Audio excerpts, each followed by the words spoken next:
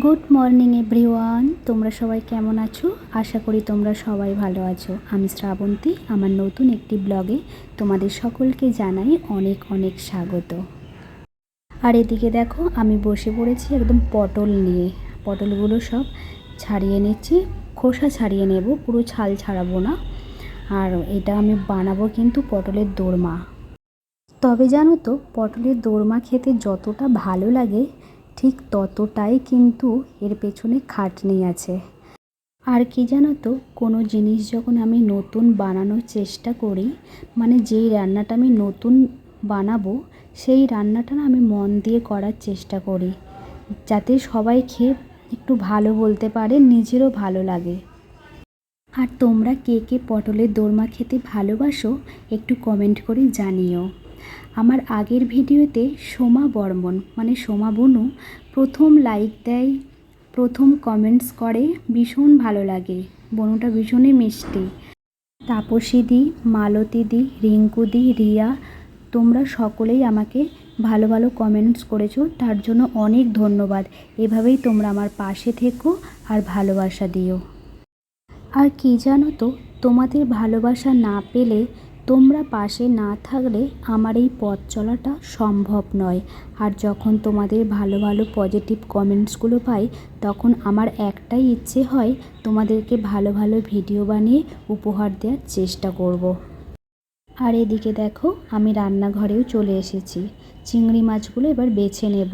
আর চিংড়ি মাছ বাছতে তো ভীষণ টাইম লাগে, তাই না? দেখো, এদিকে একদম পটলটা ধুয়ে একদম জল ঝরাতে দিয়ে দিয়েছি।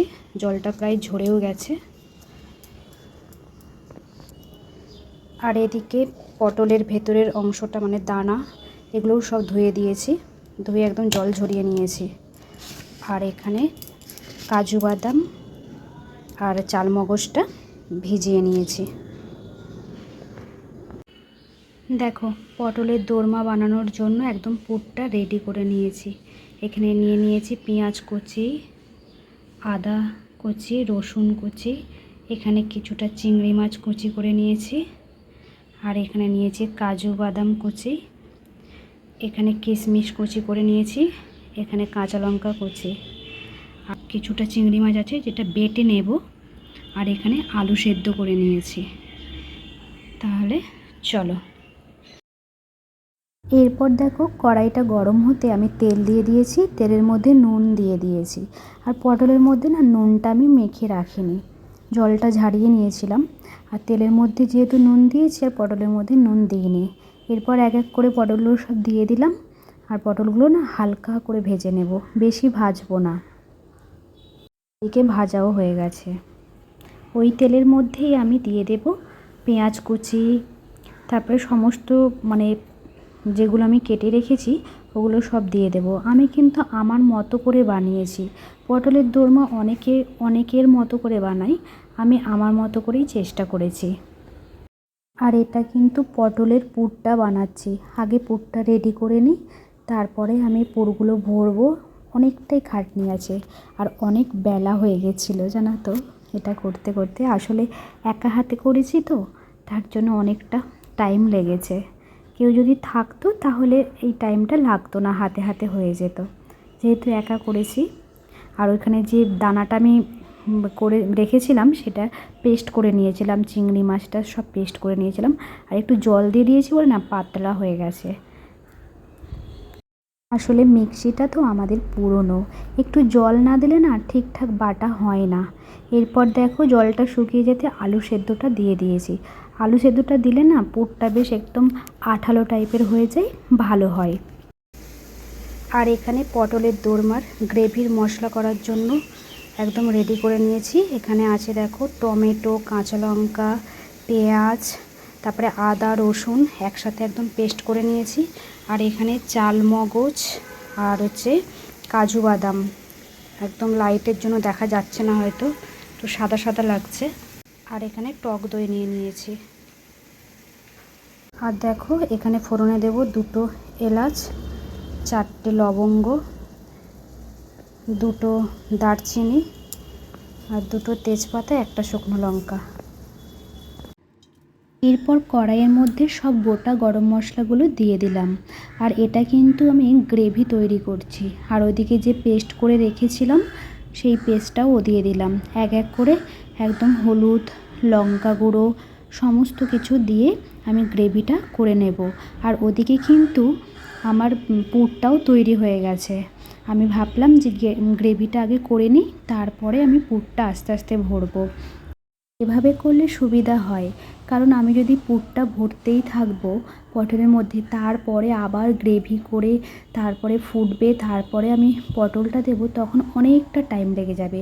তাই ভাবলাম গ্রেভিটা আগে করে নিই, এটা ফুটতে ফুটতে আমার এদিকে পটলের পুরটাও আমি বানিয়ে নিতে পারবো। তার জন্য আমি গ্রেভিটা আগে করে নিচ্ছি।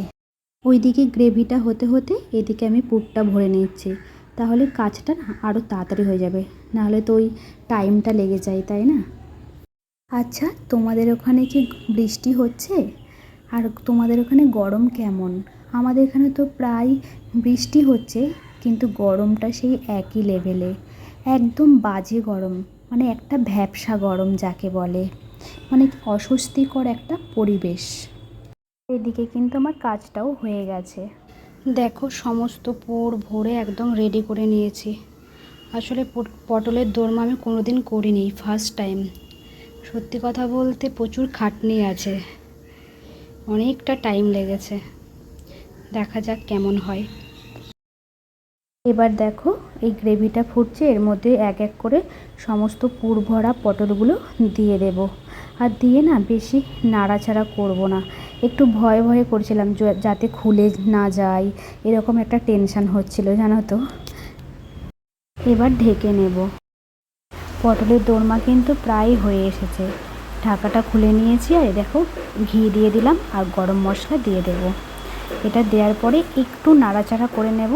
আর নাড়াচাড়া করতে তো আমার বেশ ভয় লাগছে, দেখতে বেশ ভালো হয়েছে আর গন্ধটাও বেশ ভালোই বেরিয়েছে। আর ভয়ে ভয়ে নাড়াচাড়া করছি, দেখো খুন্তি নাড়াটা দেখেই তোমরা বুঝতে পারবে। দেখো একদম রেডি হয়ে গেছে পটলের দোরমা। জানি না, আমি ফার্স্ট টাইম বানালাম, কেমন হবে খেতে জানি না, তবে দেখতে কিন্তু ভালোই লাগছে আর গন্ধটাও বেশ ভালো বেরিয়েছে। এবার খেয়ে দেখবে কেমন হয়েছে। আসলে এই দোরমাটা আমি বানিয়েছি দিদিভাইয়ের জন্য, জন্মদিন উপলক্ষে। পটলের দোরমা খেতে চেয়েছিল, তাই পটলের দোরমা আমি বানিয়েছি। আর এদিকে বানিয়েছি কুমড়ো পাতা বাটা। ওই একটা তরকারি নিয়ে যাব, তাই জন্য কুমড়ো পাতাটা, যেহেতু গাছের কুমড়ো পাতা, তাই জন্য চিংড়ি মাছ দিয়ে, আর চিংড়ি মাছটা এতটা ভালো এনেছিল, মাছের মাথাগুলো বেশ ভালো ছিল, টাটকা ছিল, তার জন্য মাছের মাথা চিংড়ি মাছ দিয়ে কুমড়ো পাতা বাটা করেছি। কুমড়ো পাতাটা আমার বরকে একটু টেস্ট করতে দিয়েছিলাম, বলেছে খুব টেস্ট হয়েছে। এই দুটো রান্নাই নিয়ে যাব দিদিভাইয়ের বাড়ি জন্মদিন উপলক্ষে।